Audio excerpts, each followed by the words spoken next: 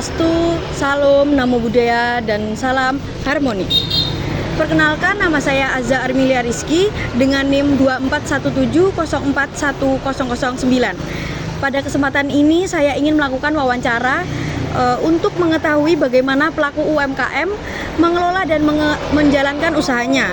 Nah, selamat siang kakak. Sebelumnya boleh perkenalkan diri terlebih dahulu. Baik, perkenalkan nama saya Indri Landari, panggil saya Wulan. Saya pemilik kedai bingung di Singaraja. Baik. Kemudian bisa diceritakan sedikit mengenai usaha yang dimiliki, seperti mulai berdiri sejak kapan, kemudian alasan mendirikan usaha ini dan menjual produk apa saja?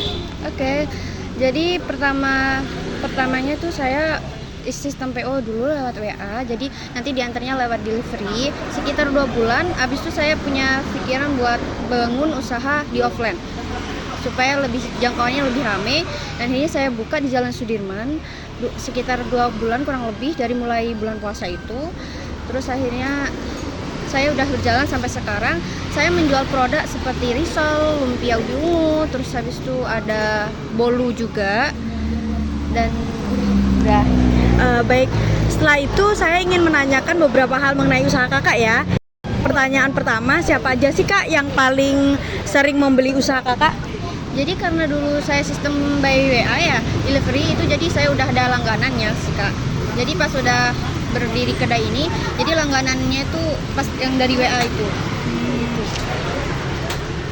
Biasanya yang lebih sering membeli itu pelanggan yang sudah langganan, Iya. atau yang baru pertama kali datang.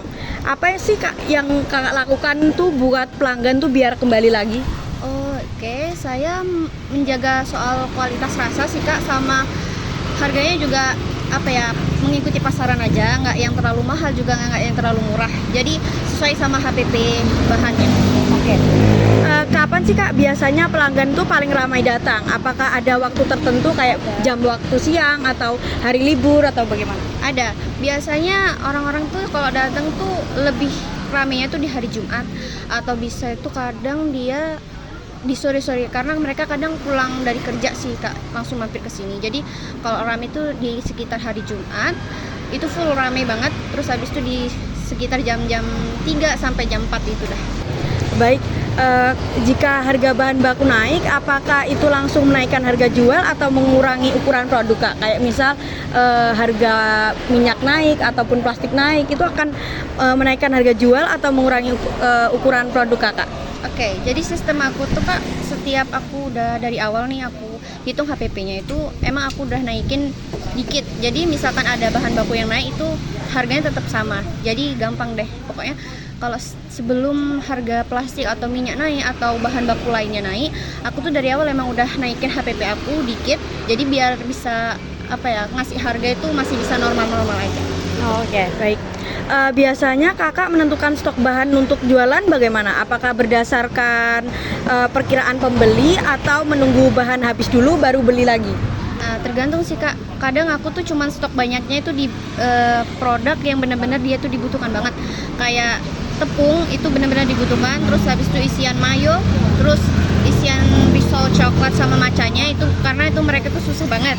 Produk-produk itu susah banget dicari, kadang kehabisan juga. Jadi itu yang saya stok. Kalau yang lainnya kayak perintilan yang lainnya tuh mungkin kayak dikit-dikit aja gitu. Jadi nggak terlalu aku stok banyak. Oke, baik. Bagaimana sih kak caranya menentukan harga jual? Apakah melihat harga pasar kayak usaha lain yang sejenis atau berdasarkan hitungan biaya sendiri? Kalau saya hitungan biaya sendiri sih kak, sama ngelihat harga pasar juga. Jadi harganya itu juga nggak terlalu mahal karena kita benar-benar hitung sendiri, pakai HPP kita sendiri gitu. Jadi dari awal kita buat, dari hitungan dari bahan baku dari awal banget kita buat, kita memang sudah ngasih harga sendiri gitu. Oke. Apakah kakak mencatat penjualan setiap harinya? Apa catatan itu membantu dalam mengelola usaha kakak? Iya, saya mencatat penghasilan atau pengeluaran setiap harinya. Jadi agar lebih mudah itu aja kak. Kakak apa mencatat stok juga? Kalau stok sih enggak kak, karena saya sendiri pemiliknya, jadi saya bisa tahu gitu stoknya berapa aja.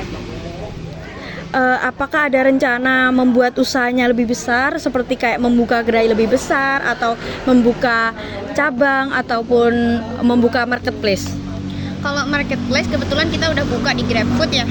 Terus kalau misalkan kedepannya itu kita memang akan membuka kedai yang lebih gede, terus yang lebih besar gitu Kak, biar lebih banyak jangkauan orang.